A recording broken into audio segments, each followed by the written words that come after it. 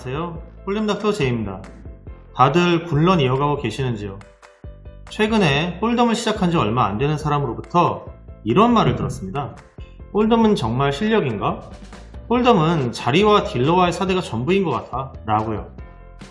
이 말을 듣고 네가 그렇게 말하는 것도 무리는 아닌 것 같아 라는 생각이 들며 피식 웃었습니다.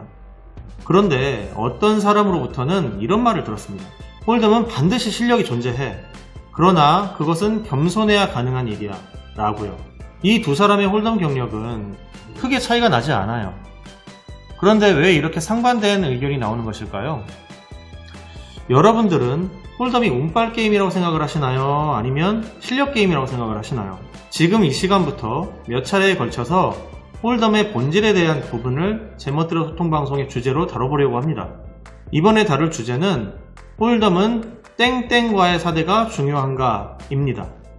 여러분들이 게임을 하시다 보면 저 딜러와는 사대가 너무 안 맞아, 여기는 나랑은 너무 안 맞아, 저 사람이랑 붙으면 이상하게 져, 이런 얘기를 하는 분들을 어렵지 않게 보실 수 있을 겁니다.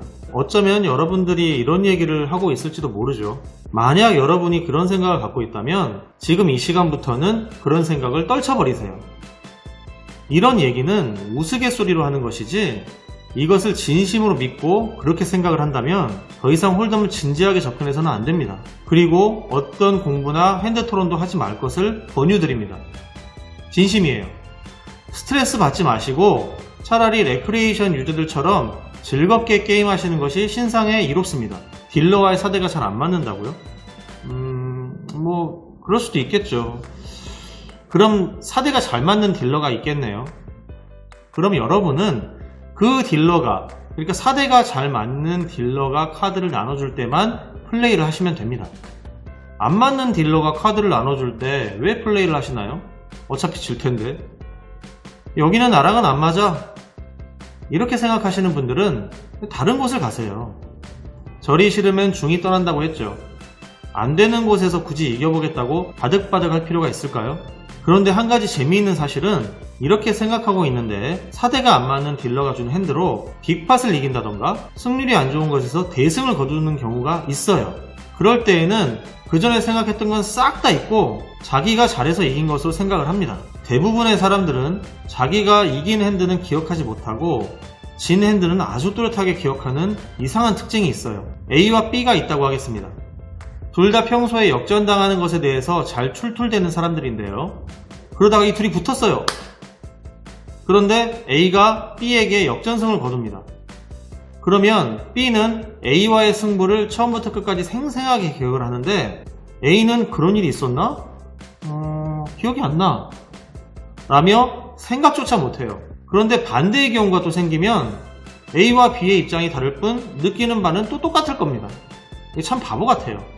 혹시나 이 영상을 보고 계시는 분들 중 해당되시는 분들이 있을지 몰라 진심으로 충고를 드리자면 누군가와 홀덤에 관한 진지한 얘기를 하거나 핸드에 관한 토론을 할 때 사대 같은 얘기는 하지 마세요. 그 얘기를 하는 순간 그와 더 이상 핸드 토론을 하지 못하는 불상사가 생길 수도 있습니다. 왜냐하면 핸드에 관한 플레이에 대해서 얘기를 하고 있는데 사대와 같은 변수에 대해서 얘기를 너무 진지하게 하거나 들먹인다는 것은 홀덤을 운빨 게임이라고 인정을 해버리는 것이 되기 때문이에요. 그럼 홀덤이 운적인 요소가 없느냐? 그건 아니에요. 물론 있습니다. 하지만 그것은 변수라고 하는 것이 좀 더 정확한 표현일 것입니다. 그리고 이 변수는 누구나 다 동일하며 이기고 지고를 반복하여 볼륨업을 하는데 의미가 있는 것이에요. 그러니까 여러분들이 사대에 운운하며 불만을 표현하면 스스로 징크스를 만드는 것밖에 안 되는 겁니다. 저도 아주 오래전에는 이런 생각을 했을 것이에요. 솔직히 지금은 좀 기억이 나진 않지만 100% 했을 겁니다. 하지만 지금은 이런 생각을 전혀 하지 않고 내가 이런 생각을 했었나? 라고 생각이 들 정도로 시간이 오래 지났어요. 물론 이런 과정을 겪지 않는 사람은 별로 없을 겁니다. 대부분 이렇게 생각을 하다가 공부를 통해 뭔가를 깨우치고 점점 나아지는 형태로 전환될 겁니다. 여러분도 비슷한 과정을 겪게 되겠지만 누군가가 이렇게 자기의 경험을 얘기해 준다면 그것을 타산지석으로 삼고 안 좋은 버릇을 조금이라도 빨리 고칠 수 있도록 노력을 하세요. 그리고 주변에 포커버디가 있다면 그의 말에 귀를 기울이세요. 제가 꽤 오래전에 들은 얘기인데 너무 웃겨서 안 잊고 있는 얘기가 하나 있어요. 그것을 잠깐 말씀드려 보겠습니다. 게임 도중에 플러시가 연달아 3번이 나온 적이 있어요.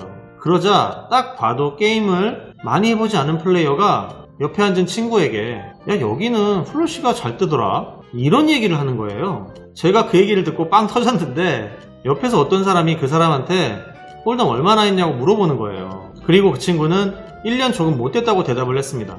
여기는 플러시가 잘 뜨더라. 어떤 곳이냐에 따라 잘 뜨는 게 있나요? 그럼 뭐 다른 데서는 셋이 잘 나오나? 그럼 이것도 약간의 사대나 징크스가 될 수 있겠네요. 그렇게 생각을 만약에 한다면 그곳에서는 플랍에 플러시 드로우를 가졌을 때에는 그 사람은 무조건 올인을 해야 돼요. 그래야 플러스 EV 플레이입니다. 36%의 확률이 아니라 훨씬 높은 수치로 메이드가 될 테니까요.